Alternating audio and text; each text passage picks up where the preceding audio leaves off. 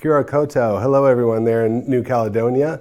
My name is Chris Cornelisen. I'm the Chief Science Capability Officer here at the Cawthron Institute. My role is to look after all the cross-cutting capability here at the Institute, including our commercial and research laboratories, our technologies for a blue economy, as well as our data science and IT and those sorts of things. I guess I'd start off with saying that I do wish I was there in person, trust me, in your beautiful country of New Caledonia, and do wish you all the best during your workshops for the Maritime Cluster Conference. I made this our title slide here just to point out the fact that we are in fact neighbors. Cawthron and New Zealand has a long history of working right across the Pacific with many different island nations, including New Caledonia. We have some history there. And one thing I'd point out in this map also is that although we draw lines around things like exclusive economic zones, at the end of the day, it is one ocean. And if there's one takeaway I'd like you to get from my 5 minutes of speaking, is that we should all be working together, not only to improve the health of the moana, as we say here in New Zealand, but also building a prosperous ocean blue economy that benefits our people and the environment. So just a little history on Cawthron before I get stuck into some of the things that relate to what you guys are speaking about over the next few days. Cawthron has a long history in New Zealand. We're New Zealand's oldest, largest private research institute with nearly 300 science and technical staff. And those staff are incredibly passionate about helping the local communities, but also importantly helping the surrounding environments. We do tend to have quite an aquatic focus, working from the mountains to the sea. And something that makes Cawthron quite unique, I feel, is the way that we work so closely with end users and iwi alike, as well as companies and in the commercial space. And in that photograph, you can see an aerial of the Cawthron Aquaculture Park, which after having just done essentially a world tour, I can hand on heart say that that is a world-leading facility. And what makes it particularly special is that you have some basic research happening there right through to commercial activities.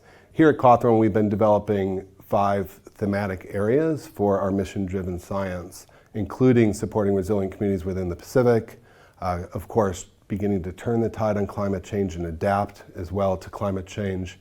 An important one, which I'll touch on shortly, is rejuvenating and enhancing aquatic environments. So getting net environmental gains rather than loss. Realizing the potential of algae, and that ranges from microalgae right through to macroalgae like kelps and those sorts of things. And importantly, and this resonates with a lot of our Pacific communities, is ensuring safe and sustainable food for the future. So basically our impacts or our outcomes that we're seeking to achieve are for healthier ecosystems, healthy communities and healthy people for that matter, and also a prosperous blue economy. And here in New Zealand, another role I play is on the leadership team of the Sustainable Seas National Science Challenge. We have 11 of these challenges, and this one's been going for nearly 10 years. And within that program, we've been developing the principles and definitions for New Zealand's blue economy. And so what we've defined the blue economy as are those marine activities that generate economic value and contribute positively ecological, cultural, and social well-being. So it's more than just making money off the marine environment. It's about getting those other returns to people and the planet. Okay, so as part of developing not only a definition for the blue economy, but principles by which companies and organizations can work by, we've developed about 6 principles. And one that's quite close and relevant to New Zealand, of course, is embedding indigenous principles and knowledge as well into these. With the Te Mana o Te Moana principle, for example. And as an example of a blue economy activity, one that's quite exciting here, local to us here in Nelson, is one around restoring Aotearoa New Zealand's seagrass meadows. And it's been a global issue worldwide, the loss of seagrass. And seagrass is an incredible sequester of carbon, highly productive communities. So even small areas of seagrass can have huge impacts on our carbon budgets. And the real neat thing about this project is it actually involves a number of companies that wouldn't otherwise be thought of as involved with something in the marine environment or even restoring seagrass. So what this is demonstrating is if we all come together and work on some of these projects through a blue economy lens, we can achieve not only economic benefits, but those benefits for the environment and our people. And coming off the back of this and also aligned with some of the sustainable seas work and some of the passion of our companies in our local region, we have launched New Zealand's first blue economy cluster, or commonly referred to as ocean clusters. And so this has been developed here in our local region in Nelson, where Cawthron is based, in Te Tau Ihu, or top of the South Island.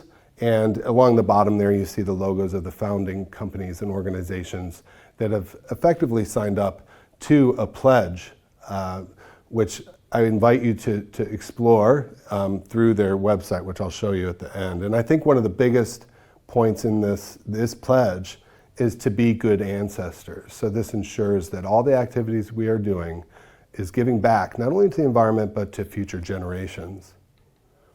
And so I'll just leave you with the message that we always like to end with here at Cawthron, because we're so passionate about ensuring that we do have healthy ecosystems, which is Mautonu te kakara I te moana, so that the sweet scent of the ocean remains is the purpose of why we're even here. I would encourage you to go to some of these sites for further resources that might be able to guide you in your own exploration of building a blue economy in New Caledonia. Thank you for your time.